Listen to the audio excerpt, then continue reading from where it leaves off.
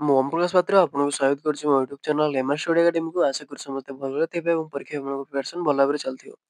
ଆଜିର ଭିଡ଼ିଓଟି ବହୁତ ଇମ୍ପୋର୍ଟାଣ୍ଟ ଅଛି, କାରଣ ଆଜିର ଭିଡ଼ିଓରେ ଆମେ ମ୍ୟାଥମେଟିକ୍ସର ସବୁଠୁ କଷ୍ଟ ସବଜେକ୍ଟଟା କି ପିଲାମାନଙ୍କୁ ଯେତେ ବି ପଢ଼ିଲେ ସେମାନେ ଯେତେ ପ୍ରାକ୍ଟିସ୍ କଲେ ମନେ ରୁହେନି, ସେଇ ଟପିକଟା ପଢ଼ିବା ଯୋଉଟା କ'ଣ ହେଉଛି ନା ଟ୍ରେନ୍ ପ୍ରୋବ୍ଲେମ୍ ହେଲା। ଟ୍ରେନ୍ ପ୍ରୋବ୍ଲେମଟା ଆଜି ପଢ଼ିବା, ଯେଉଁଥିରେ କି ଆମେ କ'ଣ କରିବା ନା ଆମେ ସର୍ଟକଟ୍ ଗୁଡ଼ା ଶିଖିବା, ଯାହାଦ୍ୱାରା କି ଆପଣ ଖାଲି କ୍ୱେଶ୍ଚନ୍ ଦେଖିକି ଆନ୍ସର୍ କରିପାରିବେ। ଖାଲି 2-3ଟା କଥା ଆପଣ ମନେ ରଖିବାର ଅଛି, ସେଇଟା କହିଦେବେ ଫାଷ୍ଟ ତାପରେ କ୍ୱେଶ୍ଚନ୍ ଆମେ ସଲ୍ଭ କରିବା। କ୍ୱେଶ୍ଚନ୍ ସଲ୍ଭ କରିବା ସଙ୍ଗେ ସଙ୍ଗେ କ'ଣ କରିବା, ଟ୍ରିକ୍ସ ଆଉ କ'ଣ ଗୁଡ଼ାକ ସର୍ଟକଟ୍ ଗୁଡ଼ାକ ଶିଖିବା। ତେଣୁ ଭିଡ଼ିଓଟି ଫୁଲ୍ ଦେଖନ୍ତୁ, ଯାହାଫଳରେ ଆପଣ ଜାଣିପାରିବେ। ଭିଡ଼ିଓ ସ୍କିପ୍ କରିବେନି, ନହେଲେ ମଝିରେ ଯେଉଁ ଡାଟା ଗୁଡ଼ାକ ବା ନଲେଜ୍ ଗୁଡ଼ାକ ଆପଣଙ୍କର ରହିଯିବ, ତାପରେ ଆପଣ ଜାଣିପାରିବେନି। ତେଣୁ ଭିଡ଼ିଓ ଫୁଲ୍ ଦେଖନ୍ତୁ। ଯଦି ଭିଡ଼ିଓ ଆପଣଙ୍କୁ ଭଲ ଲାଗିଲା ଭିଡ଼ିଓକୁ ଲାଇକ୍ କରିଦେବେ, ଚ୍ୟାନେଲଟିକୁ ସବସ୍କ୍ରାଇବ୍ କରିଦେବେ ଏବଂ ଏମିତି ଭିଡ଼ିଓ ପାଇବା ପାଇଁ ପାଖରେ ବେଲ୍ ଆଇକନ୍‌ଟିକୁ ଅଲ୍‌ରେ ସେଟ୍ କରିଦେବେ। ତେଣୁ ସମୟ ନଷ୍ଟ କରିବେନି, ଯିବା ଦେଖିବା କ'ଣ କ'ଣ ଗୁଡ଼ାକ ଇମ୍ପୋର୍ଟାଣ୍ଟ ଡାଟା ବା କ'ଣ କ'ଣ ଟ୍ରେନ୍ ପ୍ରୋବ୍ଲେମ୍ କରିବା ପାଇଁ କ'ଣ କ'ଣ ଆମର ଦରକାର ହୁଏ। ପ୍ରଥମେ ହେଉଛି ଟ୍ରେନ୍ ପ୍ରୋବ୍ଲେମ୍ ମାନେ ପ୍ରଥମେ କ'ଣ ଥିବ, ଗୋଟେ ଟ୍ରେନ୍ ଥିବ। ଟ୍ରେନ୍‌ରେ କ'ଣ ଥାଏ, ବହୁତ ଗୁଡ଼ାକ ବଗି ଥାଏ ହେଲା। ତେଣୁ ଟ୍ରେନ୍ ଯେତେବେଳେ ପାସ୍ କରେ ଆପଣଙ୍କ କ୍ୱେଶ୍ଚନ୍ କ'ଣ ଥିବ ନା, ହୁଏତ ଗୋଟେ ଦେଇଥାଏ କ'ଣ ନା ବ୍ରିଜ୍ ଦେଇଥାଏ ହେଲା। ଧର ଏଇଟା ଗୋଟେ କ'ଣ ଅଛି, ବ୍ରିଜ୍ ଅଛି। ବ୍ରିଜ୍ ଉପର ଦେଇ କ'ଣ ଯାଇଥିବ, ଗୋଟେ ଟ୍ରେନ୍ ଯାଇଥିବ, କିମ୍ବା କ'ଣ କହେ ଗୋଟେ ପୋଲ୍ ଦେଇଥିବ। ଧର ଗୋଟେ ଇଲେକ୍ଟ୍ରିକ୍ ପୋଲ୍ ଅଛି, ତା ପାଖ ଦେଇକି କ'ଣ ଟ୍ରେନ୍ ଯାଉଛି, କିମ୍ବା କ'ଣ ଦେଇଥିବ ଜଣେ ଲୋକଟେ ଦେଇଥିବ ହେଲା। ଲୋକ ପାଖ ଦେଇ ଟ୍ରେନ୍‌ରେ ଏତିକି ଦେଇଥାଏ। ତେଣୁ ଆପଣ ଗୋଟେ କଥା ମନେ ରଖିବାର ଅଛି କ'ଣ ନା ବ୍ରିଜ୍ ଆପଣ ଯଦି ଦେଖିବେ ଯେ ମାନେ ଟ୍ରେନ୍‌ର ଡିଷ୍ଟାନ୍ସ, ଧର ଯୋଉ ଟ୍ରେନ୍ ଏଇଟା ଅଛି, ଟ୍ରେନ୍ ଡିଷ୍ଟାନ୍ସ ଅନୁସାରେ ବ୍ରିଜ୍‌ଟା କ'ଣ ନେଗ୍ଲିଜିବଲ୍ ହବନି, ମାନେ ପାଖାପାଖି ମାନେ ଟ୍ରେନ୍ ଯେତିକି ଲମ୍ବା ହବ ବ୍ରିଜ୍ ସେତିକି ବା ପ୍ଲାଟଫର୍ମ ସେତିକି।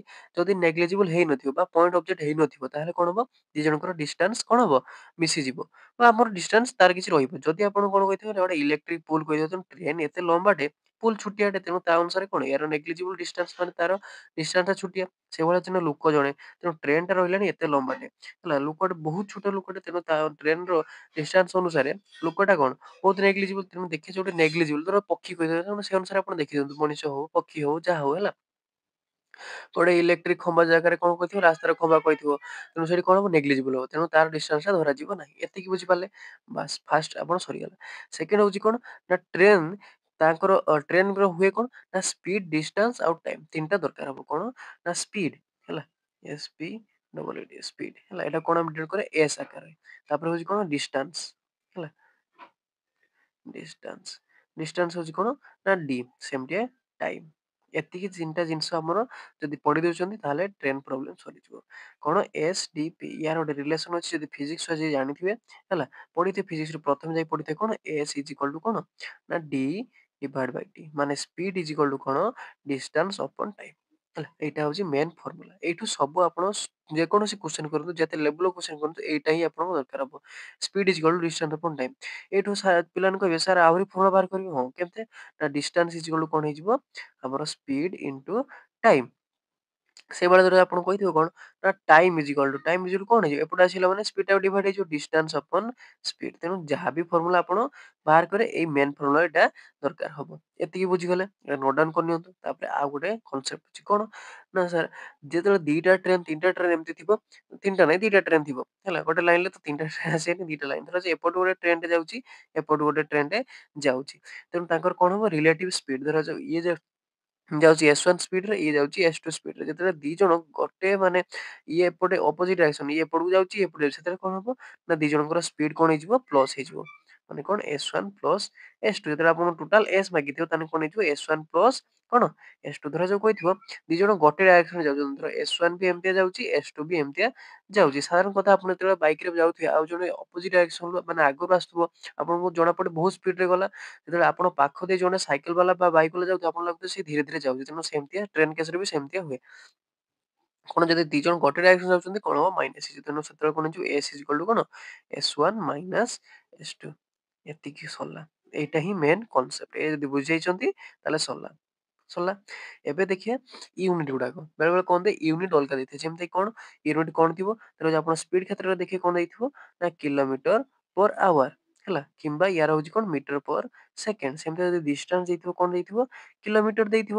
ମପାଯାଏ କୋଉଥିରେ, ୟୁନିଟ୍ ମାନେ କ'ଣ ଯୋଉଥିରେ ମପାଯାଏ। କିଲୋମିଟର ଦେଇଥିବ, ନହେଲେ ମିଟର ଦେଇଥିବ। ସେମିତି ଟାଇମ୍ ଅନୁସାରେ କ'ଣ ଦେଇଥିବ, ଆୱାର ଦେଇଥିବ, ନହେଲେ କ'ଣ ସେକେଣ୍ଡ ଦେଇଥିବ। ତେଣୁ ଏଠି କ'ଣ ହୁଏ ନା ୟୁନିଟ୍ କନଭର୍ଟ ଯେତେବେଳେ ଆପଣ କରିବେ, ଯେକୌଣସି ଗୋଟେ ୟୁନିଟ୍ ରହିଥିବା ଦରକାର। ହୁଏତ ଏଇ ସାଇଡ୍ ଏତିକି ରହିଥିବା ଦରକାର, କିଲୋମିଟର ପର୍ ଆୱାର କିମ୍ବା କିଲୋମିଟର କିମ୍ବା ଆୱାର, ନହେଲେ ମିଟର ପର୍ ସେକେଣ୍ଡ, ନହେଲେ ମିଟର ନହେଲେ ସେକେଣ୍ଡ। ଯେକୌଣସି ଗୋଟେ ହବା ଦରକାର। ଆପଣ ଏଟାର କିଲୋମିଟର ପର୍ ଆୱାର ନେଇକି ଏଟାର ସେକେଣ୍ଡ କେବେ ନେଇପାରିବେ ନାହିଁ। ତେଣୁ ଯେକୌଣସି ଗୋଟେ ନେବା। ତେଣୁ ୟୁନିଟ୍ କନଭର୍ସନ ଜାଣିଥିବା ଦରକାର ନା ନାହିଁ। ଯେତେବେଳେ ଧର ଆପଣ ଦେଇଥିବେ କିଲୋମିଟର ପର ଆୱାର ଆପଣଙ୍କୁ କଣ କରିବା ଦରକାର? ମିଟର ପର ସେକେଣ୍ଡ ମାରିଲେ ସିନା ଆପଣ ଏମିତି ସଲ୍ଭ କରିପାରିବେ। କ୍ୱେଶ୍ଚନରେ ଯାହା ମାଗିଥିବ ତେଣୁ ସେଇଟା ଜାଣିବା କେମିତିଆ ଯେ କିଲୋମିଟର ପର ଆୱାରକୁ ହେଲା କେମିତି ଆମେ ମିଟର ପର ସେକେଣ୍ଡକୁ କନଭର୍ଟ କରିବା। ହେଲା ଧର ଯୋଉ 1 କିଲୋମିଟର ପର ଆୱାର ତାକୁ ମିଟର ପର ସେକେଣ୍ଡ କେମିତି କନଭର୍ଟ କରିବା? ସାଧାରଣ କଥା 1 କିଲୋମିଟର ସମାନ କେତେ ମିଟର? ନା ସାର୍ କେତେ? ନା 1000 ମିଟର। ବାସ୍। ତାପରେ 1 ଆୱାର ସମାନ କେତେ ସେକେଣ୍ଡ? ନା sir 3600 second.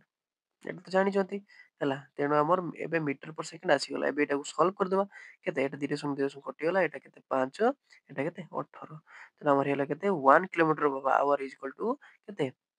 Kilometre per hour is equal to କେତେ ହେଲା? 5/18 ମିଟର ପର ସେକେଣ୍ଡ। ଆଉ କିଛି ଅସୁବିଧା ହେଲା?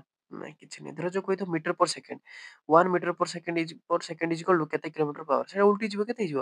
କେତେ? ଏଟା 5/18 ଥିଲା 18/5 ହେଇଯିବ। ଧର ଯୋଉ କହିଥିବ କେତେ? 1 metre per second is equal to କେତେ ହେଇଯିବ? 5/18 ଥିଲା କେତେ ହେଇଯିବ? 18/5 କିଲୋମିଟର ପର ଆୱାର। କିଛି ଅସୁବିଧା? କିଛି ନାହିଁ। ଏତିକି ଯଦି ମନେ ରଖୁଛନ୍ତି ଏତିକି ଖାତାରେ ଲେଖି ଦିଅନ୍ତୁ ତାହେଲେ क्वेश्चन आपको 10 सेकंड अधिक टाइम लगे सल्व करने खाली क्वेश्चन टी बुझार अच्छे मुझे कहीदेवी केमती कौन आप क्वेश्चन पढ़े मेन हूँ एपर जाना दरकार केमती कौन सल्व कर तेणु देखिए क्वेश्चन देखिए ए कौन केमती पड़ी अनुसार देखिए सर्ट केमती एप्लाय कर देखते क्वेश्चन पड़ता के O triple C C H S L जो एग्जाम 2023 क्वेश्चन पड़ता तेणु देखिए केमती कौन सल्व कर जहाँ पढ़िले एबे देखिए कौन अच्छी क्वेश्चन टी a train 360 metre long distance देला केते 360 metre long it is running at speed speed देला केते 45 kilometre hour in what time will it pass a bridge 140 metre long गोटे ब्रिज देला तेणु नेग्लिजिबल नुहे तार भी डिस्टेंस अच्छी ना तेणु एबे देखिए यूनिट टाक समान अच्छी कि नहीं ଏବେ ଦେଖିବା କଣ ୟୁନିଟ ଗୁଡାକ ସମାନ ଅଛି କି ନାହିଁ କଣ ଅଛି ନା ସାର୍ ଏଇ ମିଟର ଅଛି ଏଠି ହଉଛି କିଲୋମିଟର ପର ଆୱାର ଏଠି ମିଟର ଅଛି ତେଣୁ ଯେକୌଣସି ଗୋଟେ କରିବା ତେଣୁ ତାକୁ କଣ କରିବା ମିଟର ସବୁବେଳେ ଚେଷ୍ଟା କରିବା ମିଟର ପର ସେକେଣ୍ଡ ସଲ୍ଭ କରିବା ପାଇଁ କାରଣ ଏଠି ଅପସନ ଗୁଡା ଦେଖନ୍ତୁ ସେକେଣ୍ଡରେ ଅଛି ନା ତେଣୁ କିଲୋମିଟର କରିକି ଆଉ ଲାଭ କିଛି ନାହିଁ ତେଣୁ ଦେଖିବା କଣ କରିବା ସାର୍ ଡିଷ୍ଟାନ୍ସ ଅଛି ଟ୍ରେନର 360 ସେ ଗୋଟେ କଣ କରୁଛି ଟ୍ରେନ ଏଟା ଧର ଅଛି ସେ ଗୋଟେ ବ୍ରିଜ କୁ ପାସ୍ କରୁଛି ମାନେ ସାର୍ ଯେତେବେଳେ ପାସ୍ କରିବ ସେ ନିଜ ଡିଷ୍ଟାନ୍ସ ଯିବା ସହିତ କଣ କରିବ ବ୍ରିଜ ର ଡିଷ୍ଟାନ୍ସ କୁ ପାସ୍ କରିବ ମାନେ କଣ ସାର୍ ବ୍ରିଜ ଟା ଏତେ ଲମ୍ବା ଅଛି ट्रेन टा सार एडी अछि एबे तो हमें कहि परिबानी जे ब्रिज पास हेजि बोली काहे कि ना सर ब्रिज तो एते पर्यंत अछि ट्रेन पास हेनी आ एतिकी पार्ट रहिछि ना तेनु जेतेबेले ब्रिज पाखरु पूरा आगे जे माने एतिकी जेतेबेले पहुंची जिवो सेतेबेले ट्रेन टा कोन हेछि पूरा पास हे जाइछि तेनु बुझि पाले निजो डिस्टेंस जिबा सहित ब्रिज रो डिस्टेंस को भी से जदि कवर करिवो तापर जाय कहिबा हमें पास करिछु बुझि पाले किछ असुविधा नै तेनु एबे कोन करिया दीटा रो डिस्टेंस जदि पास करिछु माने कोन हमरो ट्रेन रो लेंथ केते थिला ना 360 प्लस आमर जो ब्रिज डिस्टेंस थिला 140 जदि एई दिटा धर एठु से आरंभ कला ट्रेन टा जेतेबेले एठी पहुंची जिवो सेतेबेले कोन पूरा पास होला माने एठु एतिकी भीतर डिस्टेंस केते निजो ट्रेन रो डिस्टेंस प्लस कोन ब्रिज रो डिस्टेंस तेनु हमर टोटल डिस्टेंस केते हिजिवो तेनु डिस्टेंस इज इक्वल टू केते हिजिवो 360 प्लस केते 140 समान केते सर 500 केते मीटर तेनु टोटल हमर डिस्टेंस हिला केते 500 मीटर बस एबे देखिए कोन ना सर हमर स्पीड गोटे देइतिला ट्रेन ର ସ୍ପିଡ କେତେ ଥିଲା 45 କେତେ କିଲୋମିଟର ପର ଆୱାର ଏଟା କଣ କରିବା ସାର୍ ଆପଣ କହିଥିଲେ ଗୋଟେ ୟୁନିଟ କରିବା ପାଇଁ ମାନେ କଣ ମିଟର ପର ସେକେଣ୍ଡ କରିବା ମାନେ କେତେ ମଲ୍ଟିପ୍ଲାଏ କରିବା 45 ଇଣ୍ଟୁ କେତେ ଥିଲା କେତେ 5/18 ଦେଲେ ହେଲା କେତେ ଏଟା ମିଟର ପର ସେକେଣ୍ଡ ହେଲା ନ କଟିଲେ କିଛି ଅସୁବିଧା ନାହିଁ ଆକୁ କଟିଯିବ ବ୍ୟସ୍ତ ହବନି ଯଦି ନ କଟିବ ସାର୍ କଟୁ ନାହିଁ ସାର୍ ଭୁଲ ହେଲା କିଛି ନାହିଁ ନା ପରେ କଟିଯିବ ତେଣୁ ଆମର କଣ ହେଲା ଡିଷ୍ଟାନ୍ସ ଆଉ ସ୍ପିଡ ପାଇଗଲେ ମୁଁ ଗୋଟେ ଫର୍ମୁଲା କହିଥିଲି ସ୍ପିଡ ଇଜ ଇକ୍ୱାଲ ଟୁ କଣ ଡିଷ୍ଟାନ୍ସ ଅପନ ଟାଇମ ହେଲା ତେଣୁ ଏଠି ଆମର ଦରକାର ଅଛି କଣ ଟାଇମ ଦରକାର ଅଛି ଟାଇମ ମାନେ ଏପଟୁ ପଳେଇଯିବ ମାନେ କେତେ ହେଇଯିବ ଟାଇମ ଇଜ ଇକ୍ୱାଲ ଟୁ କଣ ହେଇଯିବ ଡିଷ୍ଟାନ୍ସ ଅପନ ସ୍ପିଡ ସେଇ ଫର୍ମୁଲାକୁ ଆମେ ପକେଇଦବା ପୁଟ୍ କରିଦବା ଏଇଠି ମେନ୍ ଫର୍ମୁଲା ଯେଟା ପକେଇଲେ ସେଇଟା ଏଟା ବାହାରିଲା ଆଉ ତେଣୁ ଟାଇମ ଇଜ ଇକ୍ୱାଲ ଟୁ କଣ ଡିଷ୍ଟାନ୍ସ ଅପନ कौन स्पीड माने कौन 500 डिवाइड बाय 45 हमर टाइम इज इक्वल टू कोन हैला डिवाइड बाय केते थिला हमर स्पीड टा केते थिला हम कटि नथिले केते थिला 45 इनटू केते 5/18 एटा कटि दो केते जोड़ देखिया हेबे केते 45 इनटू 5 डिवाइड बाय 18 अछि एति अछि तेनु देखिया केमती सॉल्व करे उपरु मळे 18 टा मल्टी ऊपर हिजो तेनु 500 डिवाइड बाय केते 18 डिवाइड बाय केते 45 इनटू 5 एबे कोन करिबा 45 टा काटि दो केते रो 9 ର କେତେ 5 9 45 ଏଠି 9 ର କେତେ କାଟେ 2 କାଟିଗଲା ତେଣୁ 5 5 ଏଟା 25 ତେଣୁ ଏଟା କେତେ ହେଲା ଏଠି 20 25 into 20 ସମାନ 500 ଟୋଟାଲ ଆମର ଆସିଲା କେତେ 20 into 2 କେତେ 40 ସେକେଣ୍ଡ ତେଣୁ କିଛି ଅସୁବିଧା କିଛି ନାହିଁ ଆପଣ ଖାଲି ଫର୍ମୁଲା ମନେ ପକେଇଛି t ଇଜ ଇକ୍ୱାଲ ଟୁ କଣ ଆମର ଡିଷ୍ଟାନ୍ସ अपॉन ସ୍ପିଡ ଏତିକି ଭଲ ମନେ ରହିଲେ ସଲ୍ଭ କରିଦେ ସରିଲା। ତେଣୁ ସଠିକ ଉତ୍ତର କଣ ହେଲା? ଅପସନ୍ ନମ୍ବର ଏ ଯେଟା କଣ ଅଛି 40 ସେକେଣ୍ଡ। କିଛି ଅସୁବିଧା ନାହିଁ। ଖାଲି ଆପଣ ଜାଣିବାର ଅଛି ଯେ ଯେତେବେଳେ ଗୋଟେ ଟ୍ରେନ୍ ପାସ୍ ହଉଛି ବ୍ରିଜ୍ ଦେଇକି ବ୍ରିଜ୍‌ର ବି ଡିଷ୍ଟାନ୍ସଟା ବି ଧରାଯିବ। ସରିଲା। ଏବେ ଦେଖିବା ଆଉ ଗୋଟେ ଟାଇପ୍‌ର କ୍ୱେଶ୍ଚନ୍ କଣ ଦେଇଛି। 2 ନମ୍ବର କ୍ୱେଶ୍ଚନ୍‌ଟା କଣ ଅଛି? A 240 meter long train crosses a main ମାନେ କଣ ନେଗ୍ଲିଜିବଲ ହବ ମାନେ ତାର ଡିଷ୍ଟାନ୍ସ ଟା ଧରା ହବନି walking at a speed 4.5 kilometre per hour in the opposite direction ମାନେ ଟ୍ରେନ ଯୋଉଠି ଯାଉଥିଲା ତା ଅପୋଜିଟ ଡାଇରେକ୍ସନ ସେ ଟ୍ରେନ ଟା ବା ମଣିଷଟା ଟ୍ରେନ ଦ୍ୱାରା ଏଇ ମଣିଷ ଆସୁଛି in 12 second what is the speed in kilometre per hour ପଚାରିଛି in the train ଟ୍ରେନର ସ୍ପିଡ ଟା କେତେ ପଚାରିଛି ବାସ୍ ଏବେ କଣ ଅଛି ନା ଡିଷ୍ଟାନ୍ସ ସମାନ ରହିବ ମାନେ ଡିଷ୍ଟାନ୍ସ କେତେ ଥିଲା 240 ମାନେ ସେ 240 ହିଁ ରହିବ କିନ୍ତୁ କଣ ହବ ନା ଅପୋଜିଟ ଡାଇରେକ୍ସନ କହିଛି ଆଉ ଟାଇମ ଟା କେତେ ଯାଇଛି ନା 12 ସେକେଣ୍ଡ ପିଲାମାନେ ଭାବୁଥିବେ ସାର୍ ଏଠି ତ କିଛି ଦେଇନାହିଁ କେମିତି ବାହାର କରିବା ବାସ୍ ଦେଖନ୍ତୁ ଆପଣଙ୍କୁ ଡିଷ୍ଟାନ୍ସ କଣ କହିଲି ଡିଷ୍ଟାନ୍ସ ସେ ଲୋକର ତ ଡିଷ୍ଟାନ୍ସ ଧରାଯିବନି ତେଣୁ ଟ୍ରେନର ଡିଷ୍ଟାନ୍ସ ଯେତିକି ସେତିକି ଡିଷ୍ଟାନ୍ସ ମାନେ କେତେ 240 କଣ ମିଟର ଏଠି ଟାଇମ ଅଛି କେତେ 12 ସେକେଣ୍ଡ ଆଉ ଡିଷ୍ଟାନ୍ସ ଅଛି କେତେ 240 ମିଟର ତେଣୁ ଆପଣ ଦରକାର ଏଠି ବାହାର କରିବ କଣ speed speed is distance open time ମାନେ କେତେ 240 ଡିଭାଇଡ ବାଇ 12 ସମାନ କେତେ 20 କଣ ମିଟର ପର ସେକେଣ୍ଡ ବାହାରିଗଲା ଏବେ ନା ଆମର ଟୋଟାଲ ହଉଛି ଏଟା ଏଇ ସ୍ପିଡ ଟା ବାହାରିଲା କଣ ଟୋଟାଲ ସ୍ପିଡ ମାନେ ଏଇ ଯୋଉ ଟ୍ରେନ ଆସୁଥିଲା ଆଉ ମୂଳ କୁଆଡେ ଯାଉଥିଲା ଟୋଟାଲ ସ୍ପିଡ ହେଲା କେତେ 20 ମିଟର ପର ସେକେଣ୍ଡ କିନ୍ତୁ ସାର୍ ଏଠି ଦେଇଛି ଲୋକଟା ଯାଉଥିଲା 4.5 କିଲୋମିଟର per hour ତେଣୁ କଣ ହେଇଥିଲେ ଯେତେବେଳେ କହିଥିଲି ଅପୋଜିଟ ଡାଇରେକ୍ସନ ବା ଏପଟକୁ ଲୋକ ଜଣେ ଯାଉଥିବ ଏପଟରୁ ଟ୍ରେନ ଟା ଆସୁଥିବ ମାନେ କଣ ହବ ଦି ଜଣଙ୍କର ସ୍ପିଡ ପ୍ଲସ ହେଇଯିବ ତେଣୁ ପ୍ଲସ ହେଇ ହଉଛି କେତେ 20 ମିଟର ପର ସେକେଣ୍ଡ ତା ଭିତରୁ ଲୋକଟା ଯୋଉ ଯାଉଥିଲା ତାର ହଉଛି କେତେ 4.5 କିଲୋମିଟର per hour ତେଣୁ ଆଉ ଏକ୍ସଟ୍ରା ଟ୍ରେନର ସ୍ପିଡ ଜାଣିବା କେମିତି ମାଇନସ କରିଦବା କିନ୍ତୁ ମାଇନସ କରିବା ଆଗରୁ ଗୋଟେ କାମ ଦେଖନ୍ତୁ ଏଠି କିଲୋମିଟର per hour ଅଛି ଏଠି ମିଟର per ସେକେଣ୍ଡ ଅଛି କନଭର୍ଟ କରିବା ଦରକାର ନା ନହେଲେ ରେଜଲ୍ଟ ବାହାରିବନି ତେଣୁ କଣ କରିବା ଏବେ ଆମର ବାହାରିଥିଲା କେତେ 20 ମିଟର ପର ସେକେଣ୍ଡ ଏଇଟାକୁ କଣ କରିବା କନଭର୍ଟ କରିବା କାହା କିଲୋମିଟର per hour କୁ ବାସ୍ ତେଣୁ 20 ମିଟର per ସେକେଣ୍ଡ କୁ କିଲୋମିଟର per hour ଯେତେବେଳେ କନଭର୍ଟ କରିବା ସେତେବେଳେ କଣ କରିବା କହିଥିଲି ଯେତେବେଳେ କିଲୋମିଟର per hour କୁ ମିଟର per ସେକେଣ୍ଡ କଣ ମଲ୍ଟିପ୍ଲାଏ କରୁଥିଲି 5 ବାଇ 18 ଏଟାକୁ କିନ୍ତୁ ମଲ୍ଟିପ୍ଲାଏ କରିବା କେତେ 18 ବାଇ 5 ତେଣୁ 18 ଡିଭାଇଡ ବାଇ 5 ତେଣୁ ଏଠି କାଟିଦେଲେ କେତେ ହେଇଯିବ 520 18 କେତେ ସାର୍ 72 କେତେ 72 କିଲୋମିଟର per hour ବାସ୍ ଏଇଟା ବାହାରିଲା କେତେ ଟୋଟାଲ ଏଇଟା ବାହାରିଲା ଟୋଟାଲ ସ୍ପିଡ ଟା ହେଲା ତେଣୁ ଟୋଟାଲ ସ୍ପିଡ ରୁ ଆମର ଲୋକଟାର ସ୍ପିଡ ହଉଛି କେତେ 4.5 କିଲୋମିଟର per hour ତା ଭିତରୁ ତେଣୁ ଯଦି ମାଇନସ କରିଦବା ତାହେଲେ ଟୋଟାଲ ରୁ ଏଇଟା ତାହେଲେ ଟ୍ରେନର ସ୍ପିଡ ବାହାରିଯିବ ଆମର ସ୍ପିଡ ଇଜ ଇକ୍ୱାଲ ଟୁ କଣ ହେଇଯିବ ଟ୍ରେନର ସ୍ପିଡ ଟା speed of train is equal two କଣ ହେଇଯିବ 72 ମାଇନସ କେତେ 4.5 ସମାନ ହେଇଯିବ କେତେ 67.5 କିଲୋମିଟର per hour କିଛି ଅସୁବିଧା କିଛି ନାହିଁ ଖାଲି ଦେଖିବାର ଅଛି ଅପୋଜିଟ ଡାଇରେକ୍ସନ ଆସୁଛି ଆଉ ଦେଖିବାର ଅଛି ଡାଟା ଗୁଡା କଣ ଦେଇଛି ଡାଟା କଣ ଦେଇଥିଲା ଆମ ସ୍ପିଡ ପାଇଥିଲେ କାରଣ ଏଇ ଯୋଉ ସ୍ପିଡ ପାଇନଥିଲେ ସ୍ପିଡ ବାହାର କରିଥାନ୍ତେ ଡିଷ୍ଟାନ୍ସ ଟା ପାଇଥିଲେ କେତେ ଡିଷ୍ଟାନ୍ସ 240 କାରଣ ଏଠି ଜାଣିଲେ କଣ ପଏଣ୍ଟ ଅବଜେକ୍ଟ ର ଡିଷ୍ଟାନ୍ସ ଟା ଯଦି ବ୍ରିଜ ଦେଇଥାନ୍ତା ଆମକୁ ଅସୁବିଧା ହେଇଥାନ୍ତା କାରଣ ବ୍ରିଜ ର ଡିଷ୍ଟାନ୍ସ ଆମେ ଜଣା ନାହିଁ ନା ତାପରେ ଏଠି ଟାଇମ ଦେଇଥିଲା 12 ସେକେଣ୍ଡ ସେଟାରୁ ସ୍ପିଡ ବାହାର କରିଦେଲେ ତାକୁ କନଭର୍ଟ କରିଦେଲେ ଆନ୍ସର ବାହାରିଗଲା କିଛି ଅସୁବିଧା କିଛି ନାହିଁ ଏଟା ଅପସନ ନମ୍ବର ବି ସଠିକ ଉତ୍ତର ହବ 67.5 ହବ କରେକ୍ଟ ଆନ୍ସର ଦେଖିବା ଆଉ ଗୋଟେ ଟାଇପ ର କ୍ୱେଶ୍ଚନ କଣ ଅଛି 3 ନମ୍ବର କ୍ୱେଶ୍ଚନ ଦେଖିବା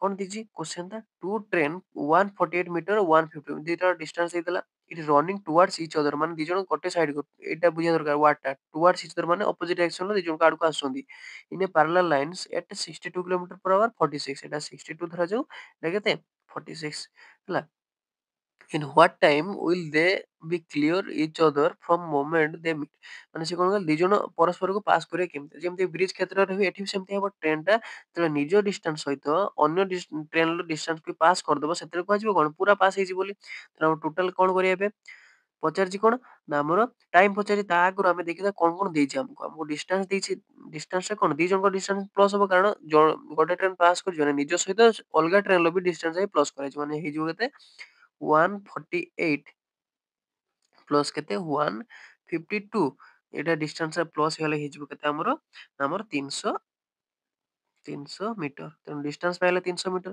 ତାପରେ ଆମକୁ ସ୍ପିଡ ଦେଇଥିଲା ସ୍ପିଡ ଦେଖନ୍ତୁ 62 ଗୋଟେ 46 ଗୋଟେ ଅପୋଜିଟ ଡାଇରେକ୍ସନ ମାନେ କଣ ଦିଟା ମିଶିଯିବ ହେଲା ତେଣୁ ସ୍ପିଡ ଇଜ ଇକ୍ୱାଲ ହେଇଯିବ କେତେ 62 ପ୍ଲସ 46 62 ଆଉ 46 ମିଶିଗଲେ ହେଇଯିବ କେତେ ଆମର 108 କିଲୋମିଟର ପର ଆୱାର ବାସ୍ ଏବେ କଣ କଲା ନା in what time they will be clear time ପଚାରିଛି ତେଣୁ ସ୍ପିଡ ଆମର ଅଛି ଆଉ କଣ ଅଛି ଆମର ଡିଷ୍ଟାନ୍ସ ଅଛି କିନ୍ତୁ ଦେଖନ୍ତୁ ୟୁନିଟ ଟା ସମାନ ନାହିଁ କିଲୋମିଟର ପର ଆୱାର ଅଛି ଏଟା ମିଟର ପର ମିଟରରେ ଖାଲି ଅଛି ତେଣୁ ଏଇଟା କଣ କରିବା ଏଟା ମିଟର ପର ସେକେଣ୍ଡ କରିଦେବା କିଲୋମିଟର ପର ଆୱାର କୁ ଶିଖେଇଥିଲି କେମିତି କରିବା ଆମେ ନା ସାର୍ 108 କିଲୋମିଟର ପର ଆୱାର ଅଛି ହେଲା ତେଣୁ ଆମେ ଏଇଟା କନଭର୍ଟ କରିବା କେମିତି 108 ଇଣ୍ଟୁ ସରି ହଁ 108 ଇଣ୍ଟୁ କେତେ 5/କେତେ 18 ତେଣୁ ଏଠି କଟିଦେଲେ କେତେ ହେଇଯିବ 9 କେ 9 9 ଦୁଣେ 18 12 ଏଟା 2 ଏଟା 6 ତେଣୁ ହେଲା କେତେ 30 ମିଟର ପର ସେକେଣ୍ଡ ତେଣୁ ଆମର ସ୍ପିଡ ବାହାରିଲା କେତେ 30 ଆମର ଡିଷ୍ଟାନ୍ସ କେତେ ଥିଲା 300 ତେଣୁ ଆମର ଟାଇମ ଇଜ ଇକ୍ୱାଲ ଟୁ କଣ ହେଇଯିବ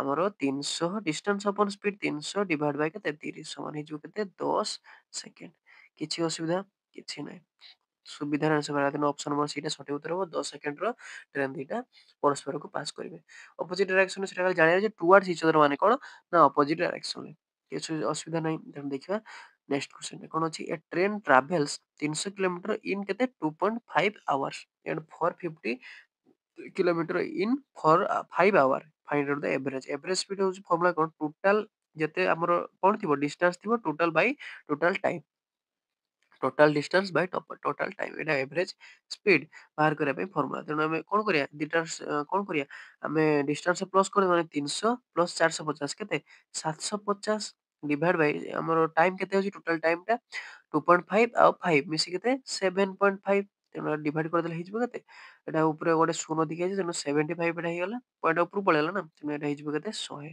ତେଣୁ 100 କିଲୋମିଟର ପର ଆୱାର କିଛି ଅସୁବିଧା ନାହିଁ ଖାଲି ଏଭରେଜ ସ୍ପିଡ ଆପଣଙ୍କୁ ଫର୍ମୁଲା ଜଣାଥିବା ଦରକାର total distance divide Bai total time ତେଣୁ ଅପସନ ନମ୍ବର ସିଟା କରେକ୍ଟ ହବ 100 କିଲୋମିଟର ପର ଆୱାର କିଛି ଅସୁବିଧା ନାହିଁ ତେଣୁ ଦେଖିବା ନେକ୍ସଟ କ୍ୱେଶ୍ଚନ 5 ନମ୍ବର କ୍ୱେଶ୍ଚନ ଦେଖିବା କଣ ଅଛି two train are moving in opposite direction opposite direction ମାନେ କଣ ନା ଦି ଜଣ ଆଡକୁ ମାନେ ଏପଟୁ ଏପଟକୁ ଦି ଜଣ ଆଡକୁ ଆସୁଛନ୍ତି ସ୍ପିଡ କେତେ 57 ଜଣେ 87 ଜଣେ ଆଉ ଲେନ୍ଥ ଅଫ ୱାନ୍ ଟ୍ରେନ୍ ଗୋଟେ ଟ୍ରେନର length 480 the time taken by them to cross each other 28 second ଦି ଜଣ ପାସ୍ କରିବା ପାଇଁ ଟାଇମ କେତେ ଲାଗୁଛି ନା 28 ସେକେଣ୍ଡ ଆଉ ସ୍ପିଡ ହେଇଥିଲା କେତେ 57 87 କିନ୍ତୁ ଟୋଟାଲ ସ୍ପିଡ ହେଇଯିବ କେତେ ଦି ଜଣ ଅପୋଜିଟ ସାଇଡରେ ଆସୁଛନ୍ତି ଦିଟା କଣ ସ୍ପିଡ ଟା ପ୍ଲସ ହେଇଯିବ ମାନେ କେତେ 57 ଆଉ କେତେ ପ୍ଲସ 87 ମିଶିଗଲା ପରେ ହେଇଯିବ କେତେ ଆମର 144 କଣ କିଲୋମିଟର ପର ଆୱାର ହେଲା ଏତିକି ରହିଲା ଆମର ଟାଇମ କେତେ ଅଛି ଏତିକିର ସେକେଣ୍ଡର ହେଲା ତେଣୁ ଏବେ କଣ କରିବା ତ ସ୍ପିଡ ଟା ଆମର ଅଛି କେତେ କିଲୋମିଟର ପର ଆୱାର ଏଟା କଣ କରିବା ମିଟର ପର ସେକେଣ୍ଡ କନଭର୍ଟ କରିବା ତେଣୁ 144 କଣ କରିବା 144 into kilometre per hour metre per second convert କଲେ କେତେ 5/18 ମଲ୍ଟିପ୍ଲାଏ କରତେ ପଡେ ତେଣୁ 18 ଏଟା କଟିଲେ କେତେ ହବ 18 140 ତେଣୁ ଆମର କେତେ ହେଲା 8 ହେଲା 40 କଣ ମିଟର ପର ସେକେଣ୍ଡ ଏବେ କଣ କରିବା ନା ଆମର ବାହାର କରିବାର ଅଛି କଣ ଲେନ୍ଥ ବା ଆମର ଟୋଟାଲ ଡିଷ୍ଟାନ୍ସ କେତେ ବାହାର କରିବାର ଅଛି ଆମର ସ୍ପିଡ ଅଛି ଏତିକି ଆଉ କଣ ଥିଲା ଟାଇମ ଅଛି କେତେ 28 ତେଣୁ ଆମର ଡିଷ୍ଟାନ୍ସ ଇଜ ଇକ୍ୱାଲ ଟୁ କଣ ହେଇଯିବ ସ୍ପିଡ ଇନଟୁ କଣ ଟାଇମ ସେ ଫର୍ମୁଲାଟାରେ ସ୍ପିଡ ଇଜ ଇକ୍ୱାଲ ଟୁ କଣ ଥିଲା ଡିଷ୍ଟାନ୍ସ ଅପନ ଟାଇମ ସେ ଅନୁସାରେ distance is equal two speed into time ମାନେ କେତେ ହେଇଯିବ 40 ଗୁଣନ କେତେ 28 ମାନେ ହେଇଯିବ କେତେ ଆମର ରେଜଲ୍ଟ ଟା 40 ଇଣ୍ଟୁ 28 ମାନେ କେତେ 1120 କଣ ଡିଷ୍ଟାନ୍ସ ଫର୍ମୁଲା କଣ ମିଟର ହେଲା ତେଣୁ ଏବେ କଣ ଅଛି ତା ଭିତରୁ ଏଟା ହଉଛି ଟୋଟାଲ ଡିଷ୍ଟାନ୍ସ ଏଟା ଆନ୍ସର ନୁହେଁ ଏଟା ଟୋଟାଲ ଡିଷ୍ଟାନ୍ସ ଏତିକି ବାହାରିଲା ଏବେ କଣ ଅଛି ନା ଦିଟା ଟ୍ରେନର ଆପଣ କହିଲେ କଣ ଯେତେବେଳେ ଅପୋଜିଟ ଡାଇରେକ୍ସନ ନିଜ ଡିଷ୍ଟାନ୍ସ ହେଇଛି ତ ଆଉ ଗୋଟେ ଟ୍ରେନର ଡିଷ୍ଟାନ୍ସ ତେଣୁ ଟୋଟାଲ ମିଶିକି 1120 ତା ଭିତରୁ ଗୋଟେ ଟ୍ରେନର ଡିଷ୍ଟାନ୍ସ କେତେ 480 ତେଣୁ ଅଲଗାଟା ପାଇବା କେମିତିଆ ବିয়োଗ କରିଦେବା କେତେ 1120 ମାଇନସ କେତେ 480 ବାସ୍ ଏବେ ଜିରୋ ରହିଲା କେତେ ଆମର ମାଇନସ କଲେ କେତେ ହେଇଯିବ 640 ହେଲା ତେଣୁ ଆମ ଅଲଗା ଟ୍ରେନର ଡିଷ୍ଟାନ୍ସ କେତେ ବଟ୍ ଲମ୍ବା କେତେ ସିଏ 640 ମିଟର ତେଣୁ option number beta correct answer ହବ ବୁଝିପାରିଲେ କିଛି ଅସୁବିଧା ନାହିଁ ଆପଣ ଖାଲି କନଭର୍ଟ କରିବାର ଅଛି କିଲୋମିଟର ପର ଆୱାରକୁ ମିଟର ପର ସେକେଣ୍ଡ ଆଉ ଅପୋଜିଟ ଡାଇରେକ୍ସନ ମାନେ କଣ ଦିଟା ସ୍ପିଡ ଟା ପ୍ଲସ ହେଇଯିବ ରିଲେଟିଭ ସ୍ପିଡ ଟା ପ୍ଲସ ହେଇଯିବ ଏତିକି ଥିଲା ତେଣୁ ଆପଣଙ୍କ ପାଇଁ ଏଠି ହୋମୱାର୍କ ରହିଲା ଏଇ କ୍ୱେଶ୍ଚନ ଟା ସଲ୍ଭ କରି ମତେ କମେଣ୍ଟ ସେକ୍ସନରେ ଜଣେଇବେ ଉତ୍ତର କେତେ ଯାହାଫଳରେ ମୁଁ ଜାଣିପାରିବି ଯେ ଆପଣ କେତେ କଣ ବୁଝୁଛନ୍ତି ଆଉ ଯୋଉଠି ଡାଉଟ ହେଲା ମତେ କମେଣ୍ଟ ସେକ୍ସନରେ ଜଣେଇ ପାରିବେ ନେକ୍ସଟ ଭିଡ଼ିଓ ଯେତେବେଳେ ମୁଁ ଆଣିବି ଏହାର ପାର୍ଟ 2 ଟା ତାହେଲେ ଆପଣ ବୁଝେଇ ପାରିବେ ହେଲା ତେଣୁ ଆଶା କରୁଛି ଆପଣଙ୍କୁ ଭିଡ଼ିଓଟି ଭଲ ଲାଗିଥିବ ଯଦି ଭିଡ଼ିଓ ଭଲ ଲାଗିଲା ଆପଣଙ୍କୁ ଭିଡ଼ିଓଟିକୁ ପ୍ଲିଜ ଲାଇକ୍ କରିଦେବେ ଆଉ ଚ୍ୟାନେଲଟିକୁ ସବସ୍କ୍ରାଇବ କରିଦେବେ ଲାଲ କଲର ଯୋଉ ସବସ୍କ୍ରାଇବ ବଟନଟି ଅଛି ସେଟା ସବସ୍କ୍ରାଇବ କରିଦେବେ ଆଉ ବେଲ୍ ଆଇକନଟି ଅଲରେ ସେଟ୍ କରିଦେବେ ହେଲା ଯାହାଫଳରେ ଯେତେବେଳେ ମୁଁ ଭିଡ଼ିଓଟି ଅପଲୋଡ କରୁଛି ଆପଣଙ୍କ ପାଖରେ ପ୍ରଥମେ ପହଞ୍ଚି ପାରିବ ଏମିତି ଭିଡ଼ିଓଟା ଆପଣଙ୍କ ପାଖରେ ପାଇପାରିବେ ଆଉ ଯଦି ଆପଣ ସାଇନ୍ସରେ କ୍ଲାସ କରିବା ପାଇଁ ଚାହୁଁଛି ମୁଁ ମାରାଥନ କ୍ଲାସଟି କରୁଛି ଦେଖିପାରିବେ ଇଂଲିଶ ଗ୍ରାମାର ତ 120 ରୁଲ୍ ଅଫ ଗ୍ରାମାର ଆପଣ ଯାଇ ପ୍ଲେଲିଷ୍ଟରେ ଦେଖିପାରିବେ ଏମଆର ଷ୍ଟଡି ଏକାଡେମୀରେ ଆଜି ପାଇଁ ଏତିକି ରହୁଛି ନୂଆ ଭିଡ଼ିଓରେ ଆପଣଙ୍କ ସହିତ ଦେଖା ହବ ସେଥିପାଇଁ ରହୁଛି ଧନ୍ୟବାଦ